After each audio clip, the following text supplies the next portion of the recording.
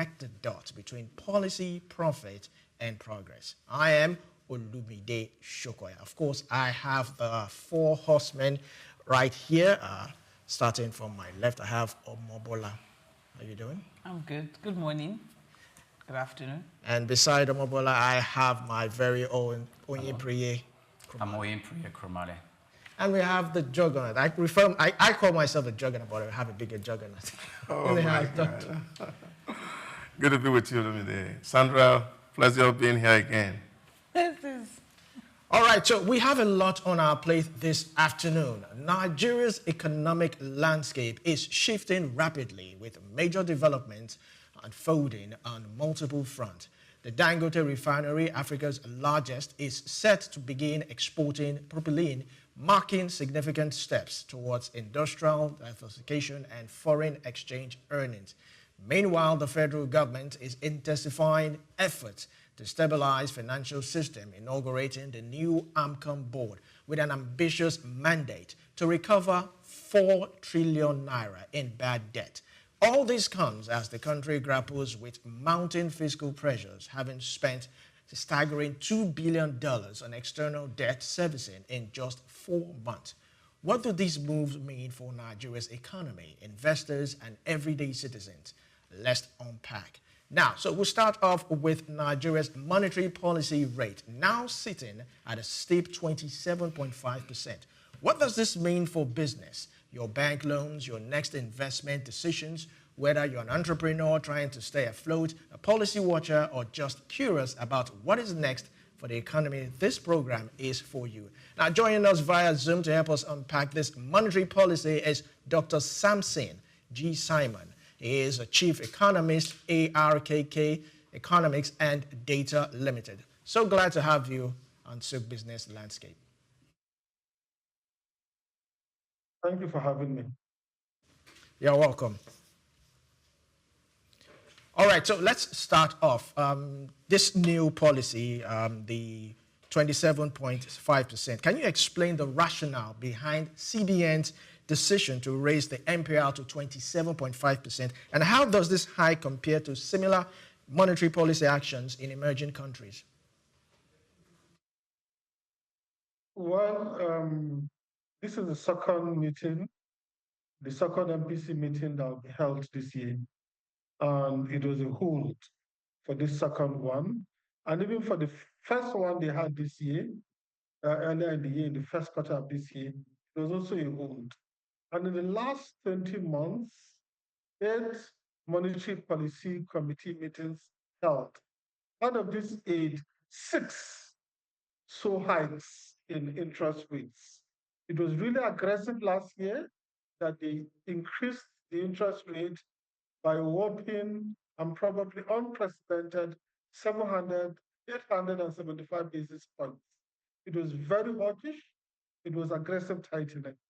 But the central bank is beginning to subpedal now, considering the numbers that came the last time they had the meeting, and then the one that just came out now. Is basically subpedaling in the sense that they are aggressively hiking, and now they are holding. The second time that they're holding all the parameters steady. And the reason for hiking in the first place, what they did last year, was because of the high inflation.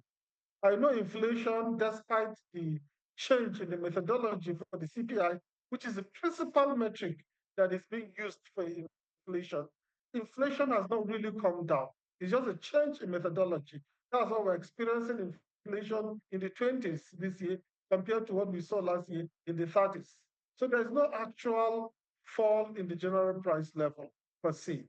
But it's a balancing act for the central bank. As much as the overarching mandate is price stability, and they're doing everything humanly possible to bring inflation to target, they also have to balance other aspects of the economy.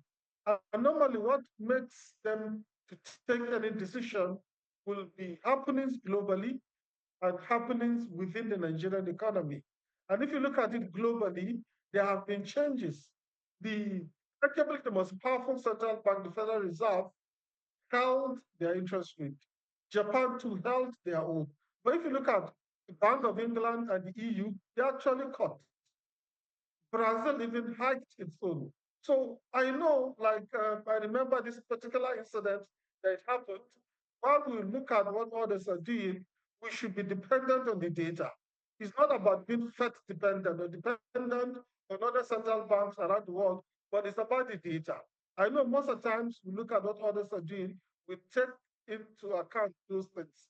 But the primary thing that drives whatever decision the monetary policy authorities normally make will be the data. What is the data saying? Particularly, what is the data about happenings within the Nigerian economy? What is the data about global developments? If you look at it, our inflation, it might have eased a little bit. We're talking about 23.71, which is largely good news. But how sustainable is this, right? Then if you look at the exchange rate, it has largely been stable within 1,005, 1,006 band. If you look at the foreign exchange accretion, these are good news. If you even look at our balance of payment surplus, these are good things happening. And if you look at food inflation in particular, there's some improvement with some food items, right? Then if you look at global development, you're talking about Donald Trump's tariffs. There's a hiatus of 90 days. I know it's not yet the hoodoo, but it's good news. Some people are projecting a recession, but sadly, that has largely been stopped off. So if you look at the happenings in the Middle East, Donald Trump is aggressively working to see if there will be peace, at least between the Israelis and the Gazans. I know the Houthis are still attacking, particularly ships in the Red Sea, right? If you look at Ukraine, these are some of the global developments that the central bank normally looks at. So I think the best approach for now is adopt wait and see approach, right? And that's what the central bank is doing. So hopefully, eventually, maybe we may cut if things continue to improve. But holding the rates is actually the right thing to do, despite manufacturers and businesses bitterly complaining that the rates are too high. But it's a balancing act, and achieving price stability is not normally a painless decision. There will be consequences. And sadly, one of these consequences is cost of credit will be very high. Thank you, Dr. Samson, for that introductory remark. Please, I want you to look at the argument a little bit side of the Manufacturer Association of Nigeria. Lending rate at the end of the day may be around 37%, which is comparatively too high if you look at the global average. Do you still think that this decision is the right thing to do? Also looking at the fact that what we have always told that we are managing inflation, is our inflation actually driven by money supply or excess demand or the lack of it? What do you think? The first question about manufacturers, I may sound like President Tinubu now. I really feel their pains, right? I really understand why they keep complaining. Actually, the cost of credit is going through the roof. And with the high cost of credit, you struggle to have positive returns when you borrow money from the bank. And that is discouraging to businesses. And that will stop their expansion, that will hamper their progress. So I really understand that part. But what the central bank is trying to do is to protect the purchasing power of Nigerians, including even businesses. Let's even say they're only protecting the purchasing power of the consumer. Manufacturers produce for people to buy. So if people are being priced out because of high inflation, nobody will buy what they're producing. So the central bank is on track, is doing the right thing by trying to protect the purchasing power of everybody, stopping this purchasing power from being eroded. It's for the good of even the manufacturers. I know there are downsides to that. And mind you, these high interest rates are just a temporary, just a stopgap measure. It's not like something that will be done forever. When price is back to target, or if it's largely within target, I believe the central bank will subtitle and they begin to cut rates and they begin to normalize the monetary policy. But for now, we have to live with the pains of the high cost of credit, sadly. And that is the reality. And it also has a good side to businesses. Then in terms of whether inflation is caused only by monetary factors, of course, any inflation you're seeing has is monetary in nature. I know it's not absolutely monetary, but it's monetary in nature. Just like Milton Friedman, arguably the greatest monetary economist, to say inflation always and everywhere is monetary in nature. And I know the central bank has been hiking interest rates in a bid to reduce money supply and ultimately inflation. And sadly, money supply has been reaching unprecedented levels. And that's because the monetary side and the fiscal side are working at cross purposes. The monetary side is embarking on contractionary monetary policy, while the fiscal side is expansionary fiscal policy. So they will cancel out. If they need to achieve results, there is a need for coordination. And of course, the non-monetary factors are very important. For example, food, there was a very serious problem until recently. It's not largely within the purview of the central bank. The central bank can hardly do much to increase food supply. So that's the fiscal side. And you also have other structural rigidities like lack of infrastructure, the problem of power, and so on. Those are not largely within the purview of the central bank. If you want to tackle inflation, you have to do it in every way possible. All options are on the table. And while most of us tend to think that the problem of inflation in Nigeria is not monetary, the data shows us otherwise. Inflation always has monetary aspect to it. And even the monetary aspect, I know despite the tightening, but because the principal economic authorities are working at cross purposes, that's why the money supply is still not under control. So that monetary aspect is always there. But we shouldn't limit ourselves to only the monetary aspect of inflation. The non-monetary aspects, the structural rigidities all have to be tackled. And that's why you need the coordination amongst not only the fiscal and monetary authorities, but even for the trade authorities, for the investment authorities, and every authority concerned that can help to bring inflation to target. All right, thank you so much. Thank you so much. Now, I would like you to cast your mind back to 2024 when the Central Bank of Nigeria, using the MPC meeting, the Monetary Policy Committee meeting, the MPR was increased consecutively 3 times, if not 4 times. Now, coming to the recent sitting they had, you have mentioned some of the reasons why they needed to maintain the 27.5%. We were thinking, according to the indices and the indications you gave, that if they are quite stable at this moment in time, don't you think it would be more logical or fiscally reasonable if they reduced it? Because it always tightens, in order to tighten the supply of money to the economy, they always stick to these guns. Is this the right way we should go about it? Don't you think we should have reduced the MPR? In my honest opinion, the holding is the best thing because some of these things are not really certain. Mind you, we had a change in methodology for CPI, which is the main metric that is being used for inflation. And I know we have seen data for January, February, March, and April, but still, there is so much uncertainty that one has to be very circumspect from taking any decision. It might not be wise to hide or to cut. I think the best approach for now is a wait and see approach because there is so much, we have so much of uncertainties on the horizon, unless if you're very sure on the right course of action to take. And mind you, even the holding is good news in the sense that we were aggressively hiking. So coming from aggressive hiking of interest rates to holding, I think it's a way of subpedaling. But asking the central bank to cut entirely or even do the opposite to hike, I don't think that is the right option for now. There are so many factors and they are mixed in nature. And I think the best thing is to hold. And mind you, the reason why you have central banks in the first place is price stability. And globally, the ideal inflation rate is 2%. That's what central banks tend to target.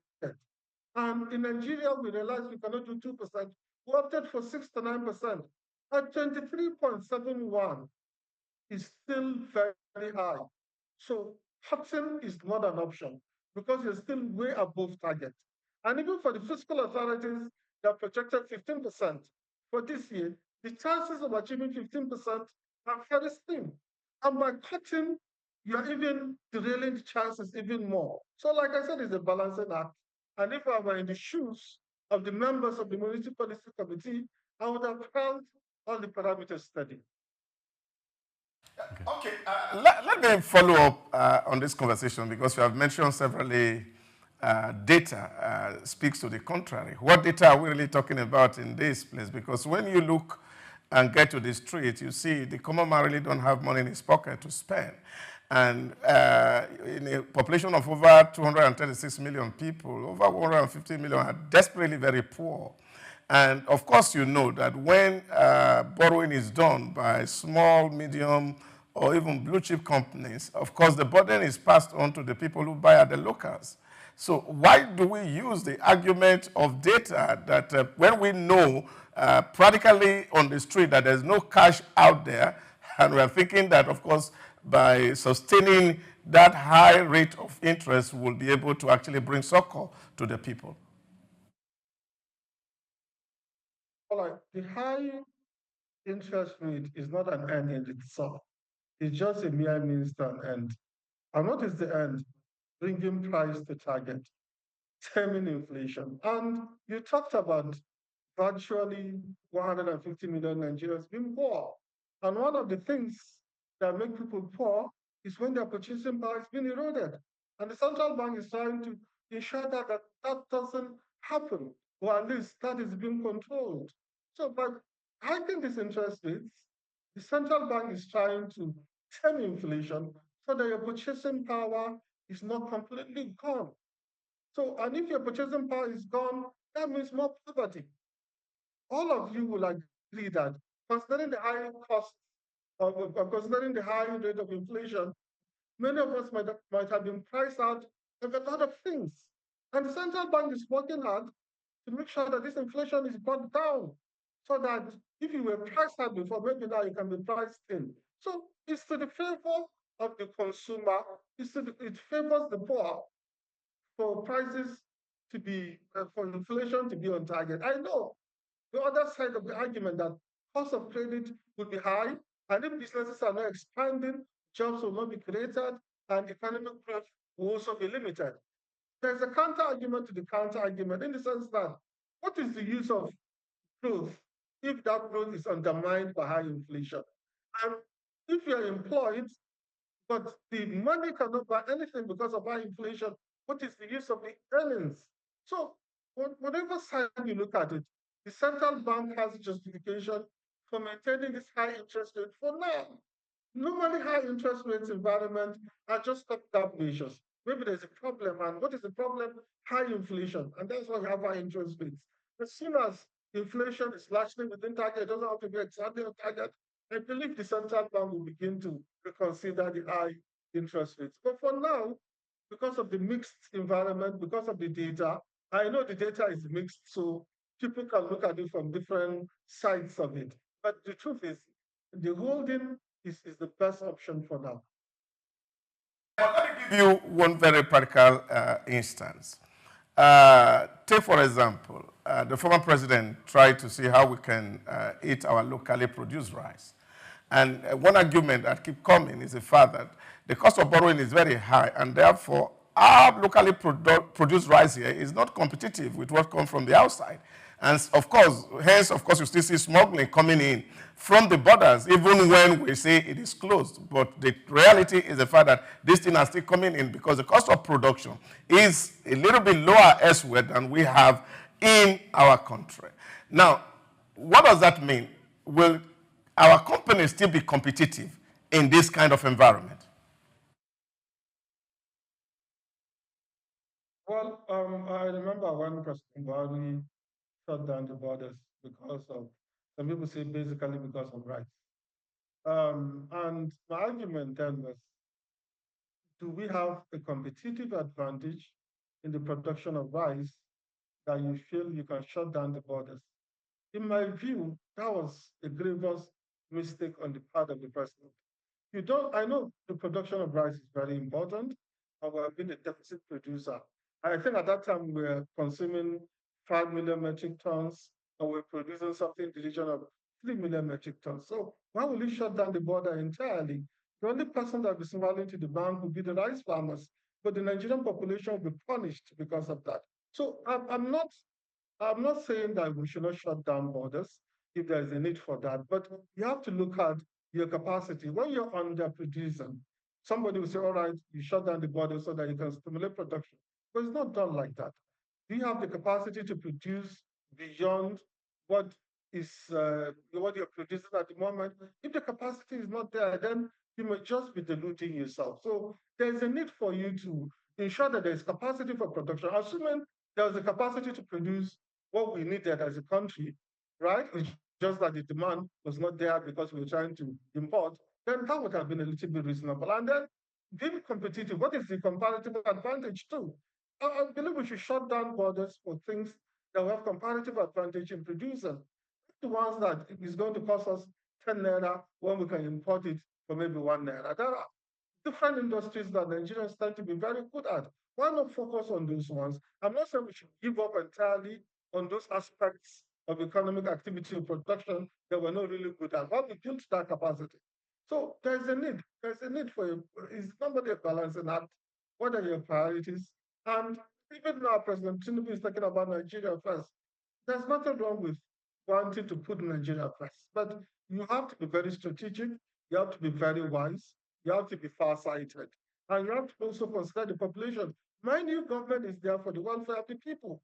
Anything that undermines the welfare of the people doesn't make sense for you as a government. And while you may like to play to the gallery in the sense that something might seem popular to do, right? Because I remember when President Buhari shut down the border, a lot of people were happy with that and they thought it was good for Nigeria. Maybe that was why he did that. But we have seen how the price of rice has skyrocketed, and up to tomorrow, we're still a deficit producer of rice. That has not really made us to reach that level that we say, all right, we're producing more than enough for us. Much, Dr. Samson, thank you very much. I wish we could expend more time, but we really have to go. Thank you very much. You have been brilliant. Thank you for all your insights in this discussion. Thank you for having me. You're welcome.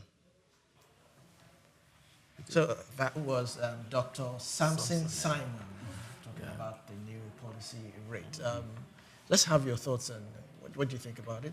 Well, I was expecting that we would have reduced our 25.7 MPR rate because in 2024, for most of the times that the MPC sat, it was an increase. And after the rebasing of the economy, I was thinking that we would just go down because the economy was rebased to another year where we had relative stability in the Nigerian economic space. If we are going to maintain that using that matrix, then we should have equally gone down by way of MPR and not to stifle the supply of money into the economy, because that money they are trying to stifle or to stop from circulating within the economy, is it really there? That's one of the questions we should be asking them. And finally, Doctor, if I may ask, do you think this rate hike, will it somehow stabilize the Naira? No, I don't think it's rate hike. It's the maintenance of the current rate. Between January now, the rate has been maintained at the same level, which is 27.5% of MPR. I'm really not too worried about the MPR. I'm also too worried about a lot of the indicators that, of course, the CBN had to talk about. Take, for example, we're still talking about debt servicing that is now taking about 70% of our revenue, which is on the high side, so which means Nigeria is accumulating more debt. And so the burden of servicing debt is a big problem. The CBN need to address that. And that was the question I was trying to pose to the doctor. The issue is, we seem to be looking at what the West is doing. So when England is slowing down, we tend to slow down. When they are moving up, we tend to move up. But we must understand that we are not at the same starting point. So if there's a level playing field, that could work. And more so that the dynamics of the economies are not the same. What is happening in America is not what is here. Their own macroeconomic indicators are quite different from what we have. And I think that there's a need for CBN to do more local collection of data to plan the monetary policy. And that must not be done outside of what is happening in the fiscal realm. Because that also will mean a lot, because we need to have to raise our revenue. And if raising revenue, then we'll be able to address some of the key issues here. I am 100% convinced that our problem is not money supply. Our problem is production issue. So once we fix production issue, money supply issues will be addressed. All right. Any thoughts on this, Omobola? Thank you very much. I appreciate it. We need to have the understanding that the solution to inflation is not just monetary. It's a combination of monetary and fiscal policies. The CBN can only do as much. Truth be told, the textbook solution is to increase interest rates. Truth be told. Check all the books. All economists would agree. These are top bankers. These are top economists, all of them on that MPC, that's on the Monetary Policy Committee. They know their onions. We can only blame them because they're the only ones that, we can see that have been vocal about resolving the inflation issue. But the truth of the matter is, for economists or textbook-wise, or theoretically speaking, the solution to inflation would be increase the interest rates, so that you can, hold firm on what's going on in the economy. All right. But then, unfortunately, just as Doctor said, there are peculiarities in Nigeria. Our inflation, normally inflation, people will say it is a demand issue. But our inflation is not a demand issue. It's a supply issue. Yes. So if you look at the peculiarity in Nigeria, it's right to a certain extent for the MPC to push the interest rate. But then at the same time, the government's fiscal policies, what are they doing? The MPC can only do as much. That's the jurisdiction of their own work, monetary policies.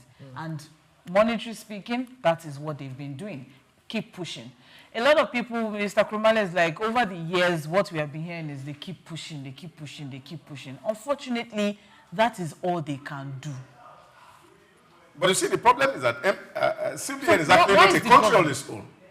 CBN lives within a country. Yeah, so I think the problem that has affected us as a country is the lack of synergy between the agencies of government. Now, you take, for example, those who are in charge of the fiscal management should be able to sit with the people who are talking about MPC. And what we're talking about is production here. How do we increase production? What do CBN need to do to support more production so that we can have more supply? If you look at the April inflation figure, you see, in Benue, where there was crisis, food inflation was 53%. Even though we say it was easing globally, that is, nationwide, but in that area where there was crisis, because of shortage of food supply, you say the inflation was up. So which means, really, it's not because people have more money, that was why the food was going up. It was because supply was the real issue. And I think these are the things that we need to do. Government agency must need to sit down in a room and look at it. How do we generate the momentum that the economy needs to survive? It's not something that they'll be doing something which will be at cross purposes. See, on this other side, those managing the economy are thinking, how do we create the ease of doing business? How do you talk about the ease of doing business when the cost of borrowing is cut through? That's just, let's leave it. All right, we still have a whole lot. Fiscal, monetary, everybody should work together. That's just basically. We still have a whole lot more on our table. We'll take a short break, and when we come back, we'll dissect more stories. Stay tuned. It's Souq Business Landscape.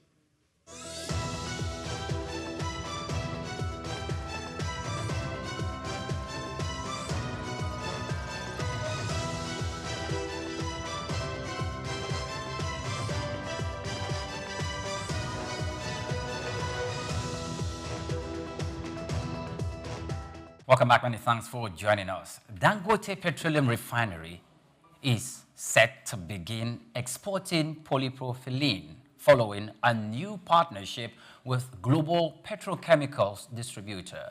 Vinmar Group.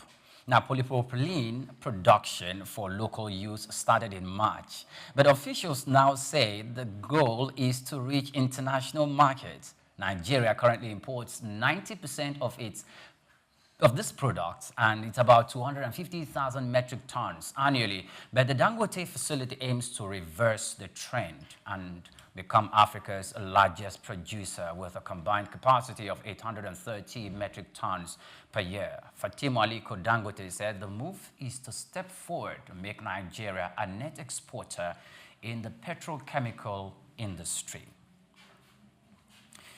Thank you very much.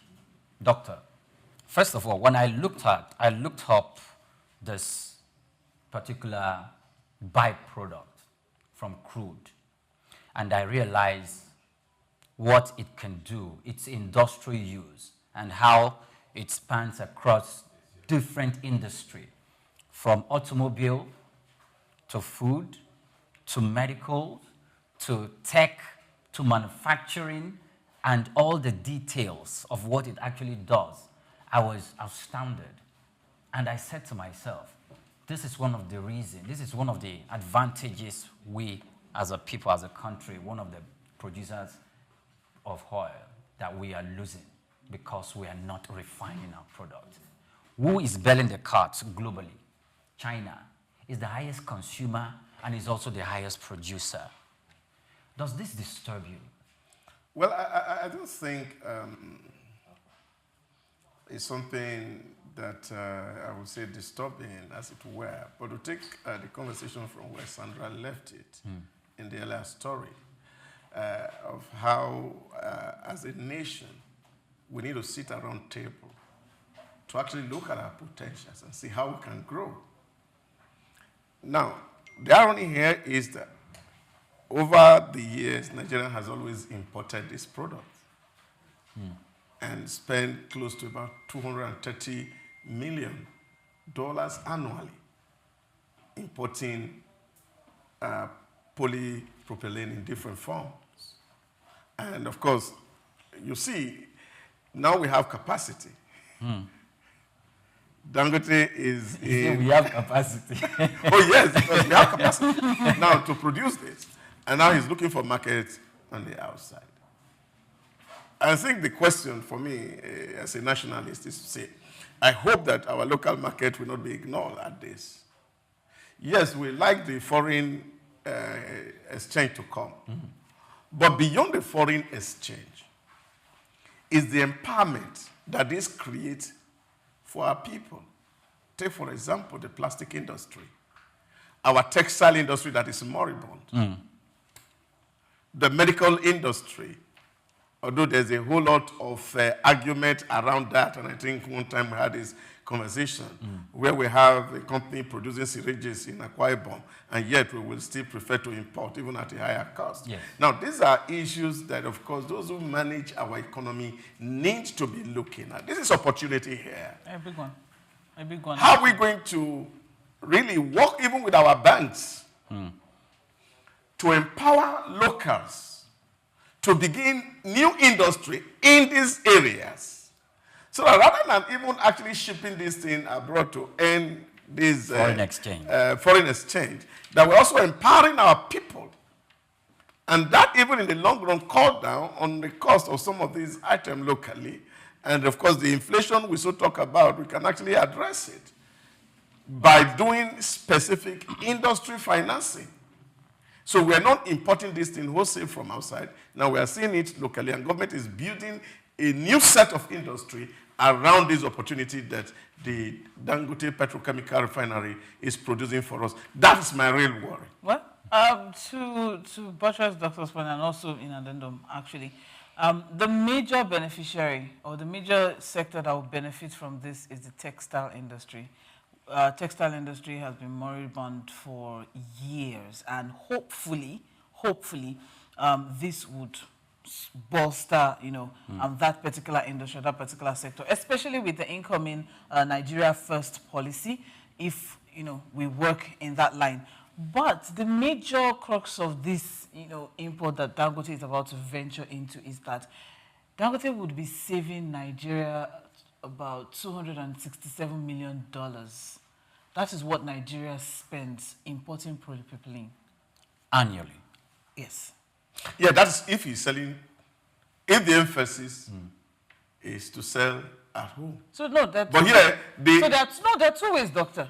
I agree with you. He's earning, and then he can also build. I agree. Local suppliers. Yeah, as well. But what I'm saying is that the deliberate move by our government to develop the industry around us.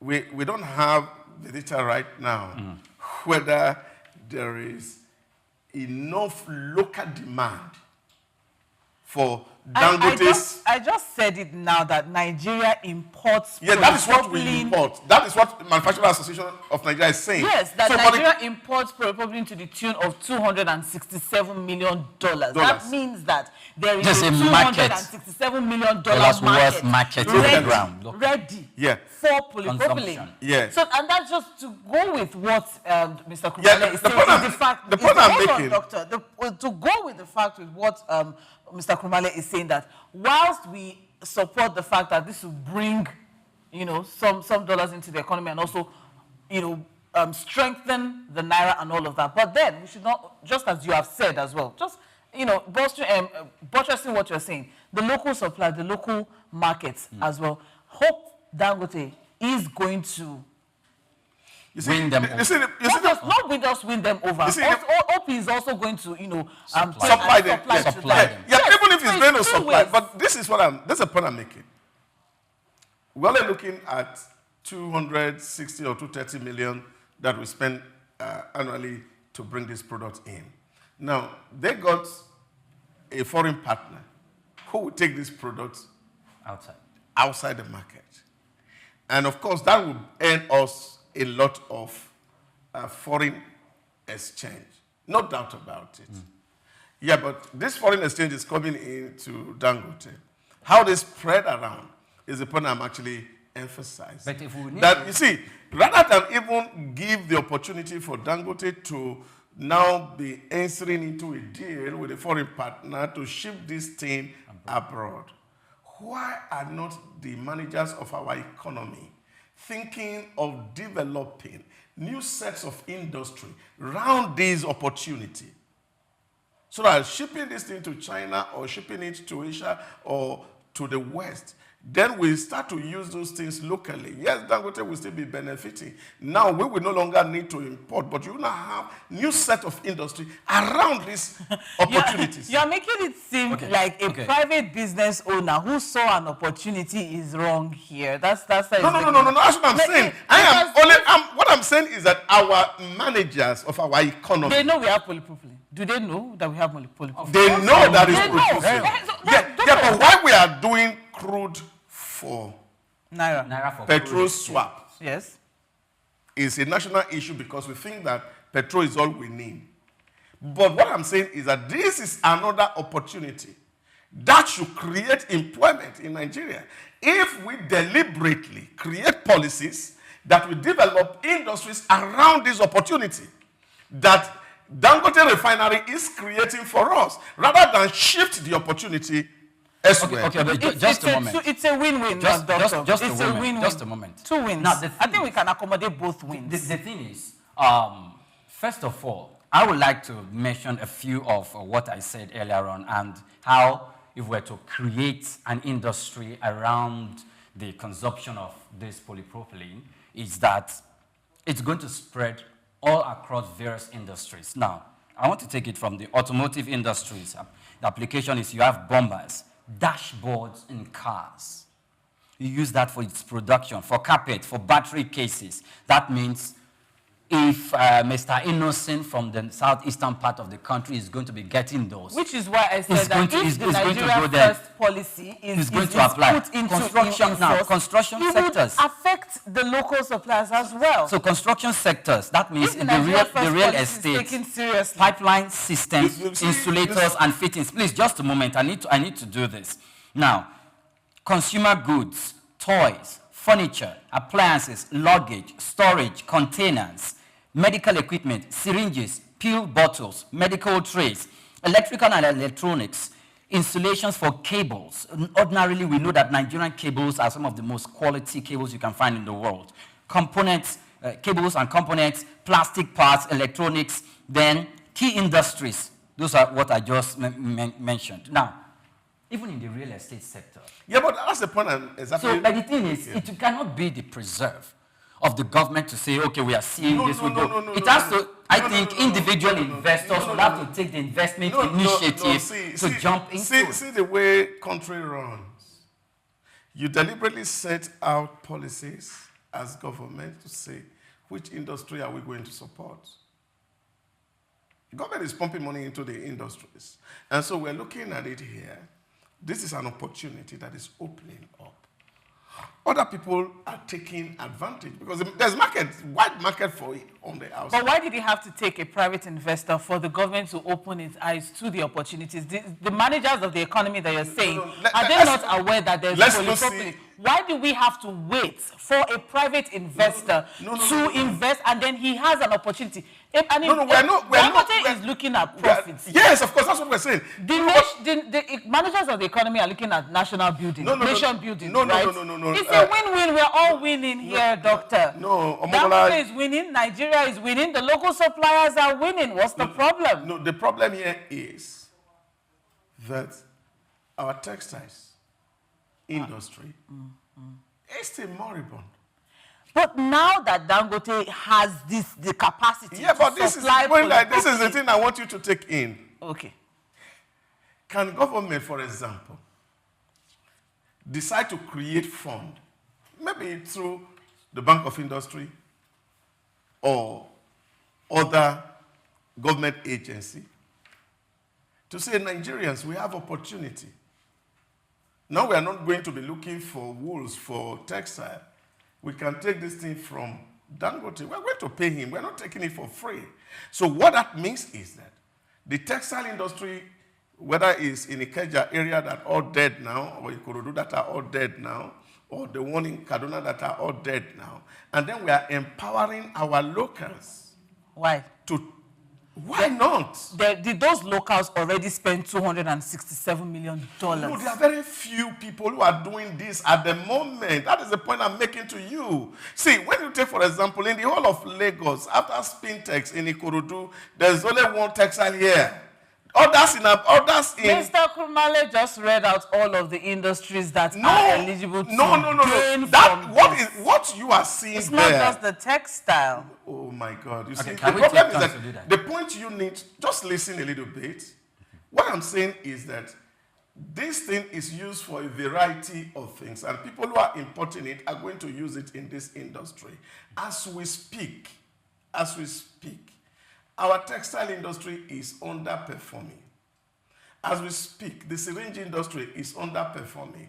As we speak, even the automotive industry is underperforming. So there's a whole lot underperformance, and the real reason is because of access to forex to import this product for local use. Now that we have the advantage of producing it locally, wouldn't it be wise for us to develop industry around these opportunities so that government can empower people, or maybe even make policy directive to the commercial bank, maybe through bank guarantee, to say, look, if people want to get into textile, so that we will stop importing our Ankaras from China and be producing all of them locally, since we can have the raw material here in Lagos, why not? What that will mean for government is that we reduce the level of poverty, we create more employment for people, as you are having more people participating in this industry that is created. So Naira for polypropylene, that's what you're saying, basically. Not really. That's what I'm saying, Nigeria, rather than go abroad to go look for this thing, so you don't need to look to be cheaper, it's going to affect our making Naira available for polypropylene. But why, may I ask as well, that Dangote saw the opportunity, and he now has that amount of polypropylene that he can even sell abroad. Why do we not have the government, just as the government is in charge of NNPC? Yeah, but why? And there's a lot of expectations No, hold on, Doctor. There's a lot of expectations from NNPC. but they are not fulfilling that. And then Dangote came on board, and everybody is running helter-skelter because he's able to resolve problem. And now even the government has its clause on Dangote as regards fuel. Now you're saying that the same thing should happen now, polypropylene. Why can't the government, now you're saying that take hold of that industry, open it up, let there be competition? Why should Dangote be the sole? No, So I why should There it be are solely other responsible? industries coming up. Not industry, I'm talking about the supplier now. Dangote for now wants to supply polypropylene. Nobody is blaming Dangote. I'm not saying you're blaming Dangote. we're I'm not- saying that we're only why don't we have thinking- another supplier of polypropylene? That is What I'm saying is That's that the point. Why is the invest- government not investing in it to support these industries that Doctor has brought up? Okay, so in yeah, but that other is the words, exact point we are making. Guys, That to look, make the- what we are doing here No, you're is... saying they should create funding. That's different. Oh my God, I don't understand. You see, No, it was this saying is the create point. an ecosystem. Ecosystem. What That is what regulated have by is that- policy. That would make funding That will available. make not funding. That will make this industry attractive to There are investors. a lot of people. Oh, no. Okay, but it's okay. No. The point is simple. There are other refineries that are coming up. Boa is coming up in another 1 or 2 years in Akwa Ibom State. Of course, they will also have the capacity not just to produce diesel, petrol, kerosene, aviation fuel, but of course, these ancillary products that come from crude. So all of what these are the things that we have been missing over the years, selling crude alone. So all of what these products we sell to abroad, they refine it, sell back petrol to you at very expensive prices. But these other products that are associated with this crude, they also supply to other nations, and including our nation, and we buy them expensively. Okay. So the point here is, now that we have this opportunity that Dangote can produce up to about 830,000 metric tons of polypropylene from what he is doing currently. Now he's looking for market outside. And now he has entered into an agreement with a foreign partner who will help distribute this product outside. Okay. So the point I'm making is that can't we even ourselves create more opportunity for people at home? So rather than Dangote struggle to enter partnership, to go distribute outside, and we can use enough of it here, and then create opportunity for our people, have many people empowered, take people off poverty, and then of course the entire economy is robust. That's the point I'm making. Okay, thank you very much, Doctor. Now, that will lead, to job creation. It will lead to expanding our automotive industry, and of course, maybe who knows, if this is available even to Innocent and all other manufacturers of automotive in the country, it could reduce the price of cars. So more Bolale could go and get one, plus the one she already had. Now let's move to the next story. Nigeria spent $2.01 billion United States dollars on external debt servicing between January and April 2025, a 50% surge from $1.33 billion United States dollars paid during the same period in 2024. The CBN disclosed this in its latest international payment reports. Debt repayments accounted for 77.1% of all external payments within the period, highlighting the rising pressure on the country's foreign reserves. A month-by-month breakdown shows sharp increases in March and April, with debt service hitting over $1.19 billion in just 2 months. The spike is linked to Nigeria's full repayment of a $3.4 billion United States dollars loan from the International Monetary Fund, originally discussed in 2020 to cushion the impact of COVID-19 pandemic, despite clearing the principal loan. Now, 77.1% of all payments that were made within this period of time went to debt servicing. And if, like you said earlier on, 70% of our IGR, total revenue is currently being expended on debt service. On debt servicing, I am bound to ask, what is the solution?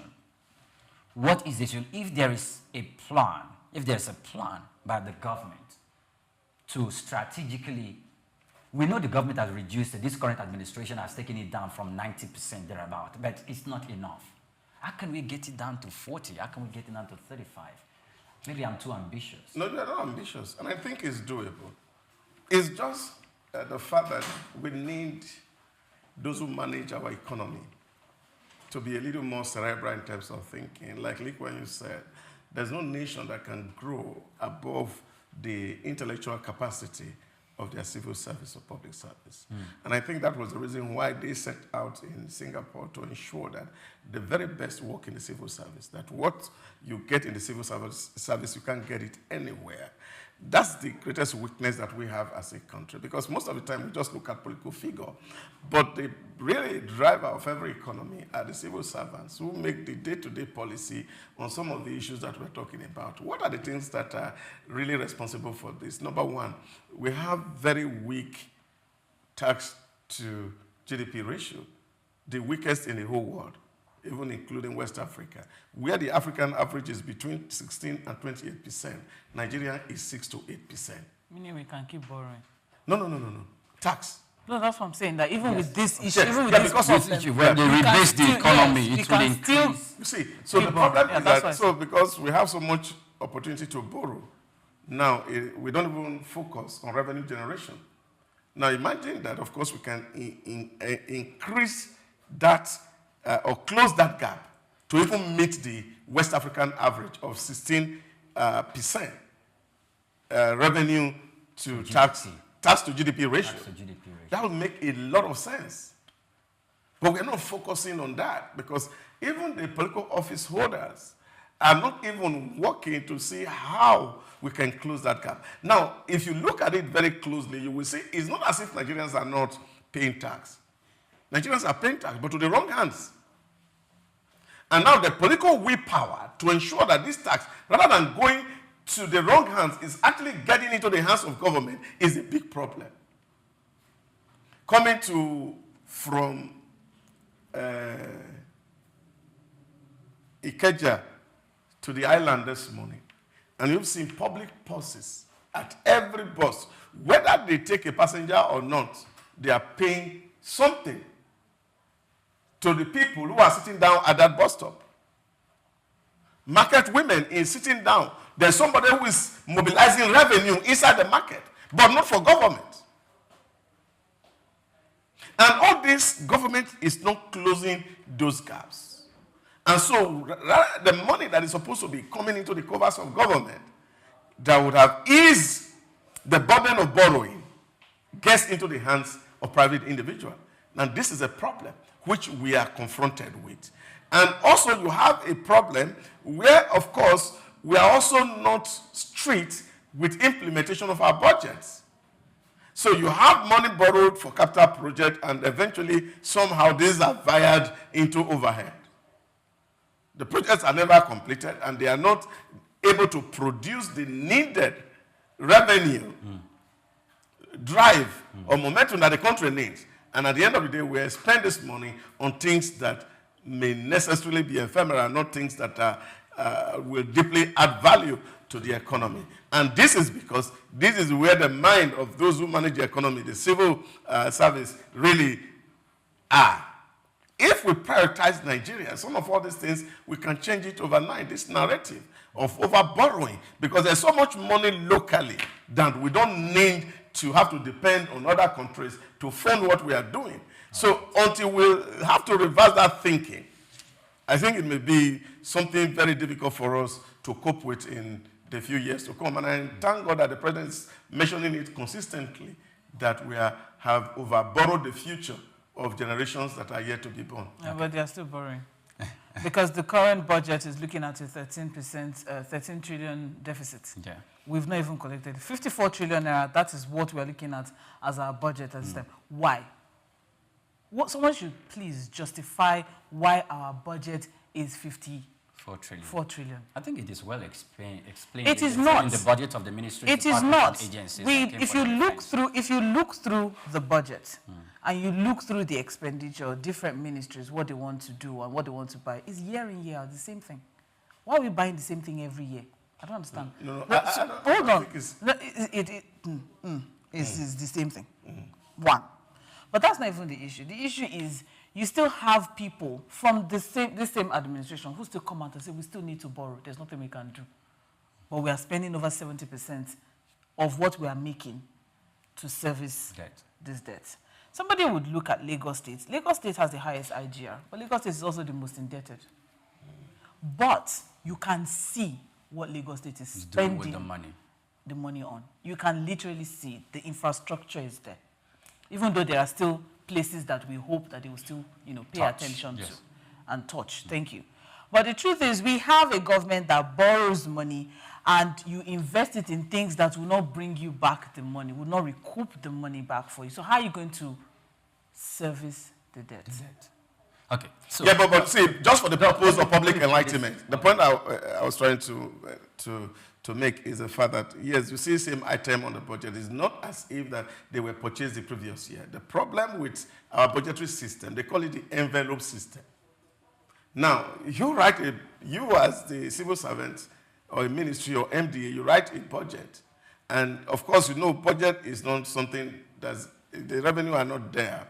Now, what they do is that where you say, okay, this project is going to cost 20 million, for example, at the end of the year, the government, the Accountant General of the Federation is able only to give you maybe 500,000 out of 20 million as your envelope for that year.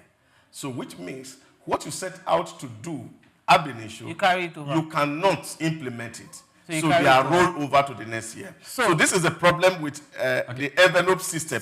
And that was why you saw that when Wike was talking, and he said, look, this is not sustainable. Because at the end of the day, you have a plan that's, okay, I want to buy 20 air conditioners. And the money that is given to you cannot even afford one. That's the problem with the envelope system. And that's why a lot of people are talking about, look, we have to first and foremost rejig our budgetary approach, because it's really not sustainable. Doctor, there's one thing I would like to point out, and this thing had to do with the responsibility of institutions. That, recently, a budget accused the National Assembly of inserting over 11,000 projects running into billions of naira. 6.4 trillion, yeah. 6.4 trillion in the budget, and was calling them out. And the National Assembly said he was quite ignorant because they felt there's a budgetary process that says the budget comes from the executive arm of government to the legislative arm of government that has the constitutional right and the responsibility to look through those budgets in alignment with the demands of the people in the society, and to consider some of the things that they need to scrap and some of the things they need to put back in the budget. Doc, please, just a moment. I know you are laughing now.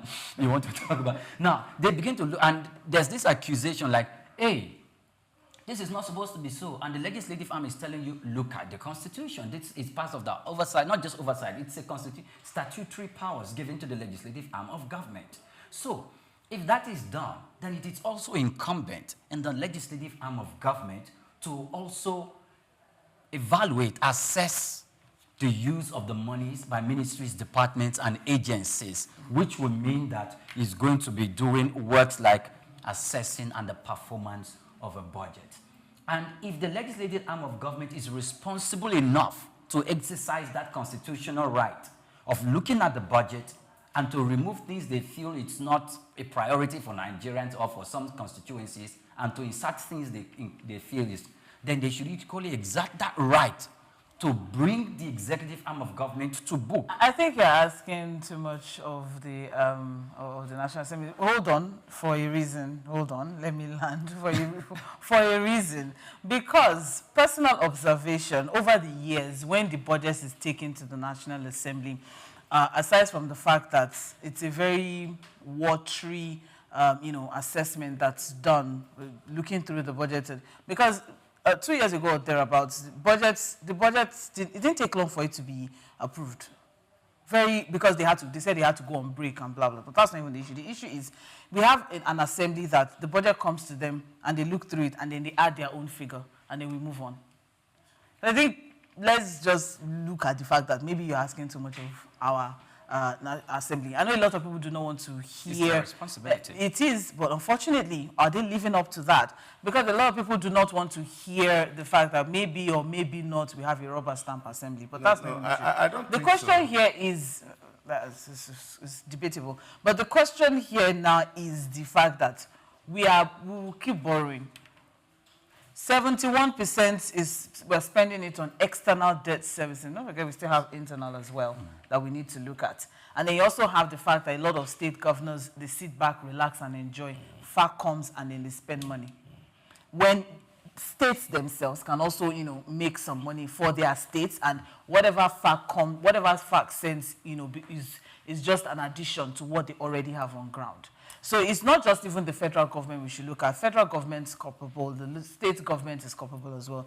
The local government, unfortunately, power is not in their hands. Power should be, but it is not. Autonomy is coming to them. I think rounding up. Yes, In rounding up. Yeah, but it's just to set the record straight. The 71% is actually of what was paid out, not of the entire. 77.1%. Yeah, 71% of what was paid out for external payment. It doesn't make it easier to hear. No.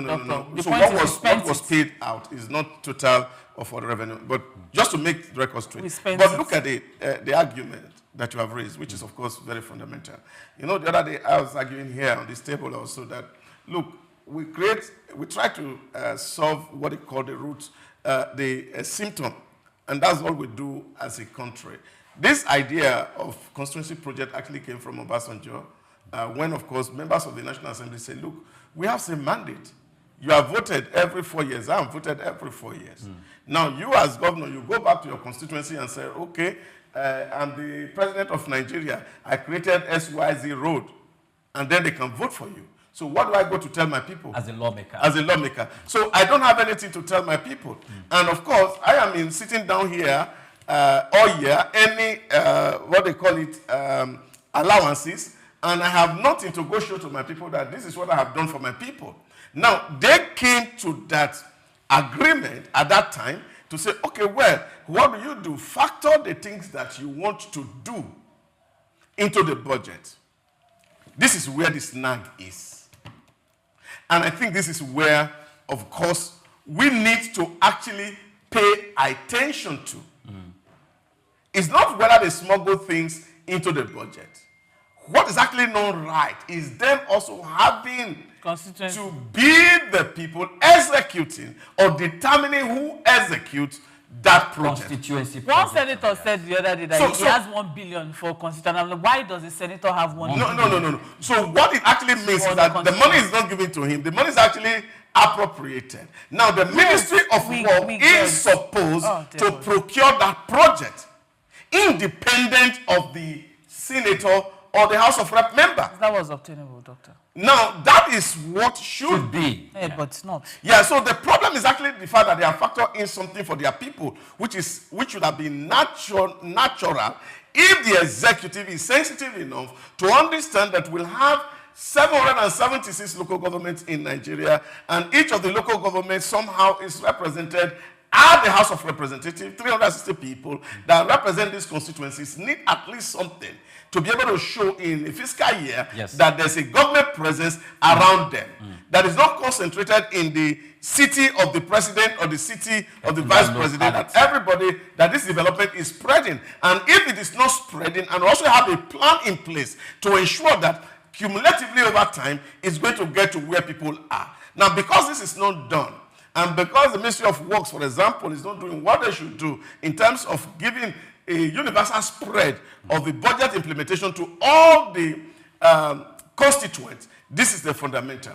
But we have also seen that somehow these projects are executed, and of course the Ministry of Works are not even coming out to say who is doing this project. Are the people who have put this thing in, do they have interest in the contractor?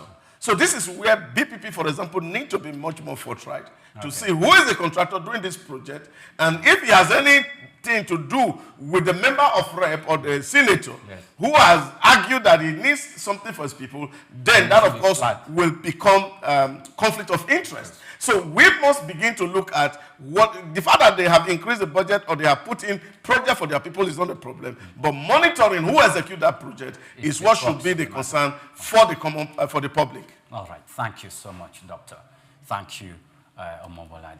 Well, it's time for us to go, but we just hope that you, as a Nigerian, will always put the plug on your representative in the State House of Assembly, probably starting from the councillor of the local government, then to other House of Representatives, then in the Senate. Until next time again, when Souq Business Landscape comes your way, I am Oyinpreye Krumale and Osamanze Idahosa.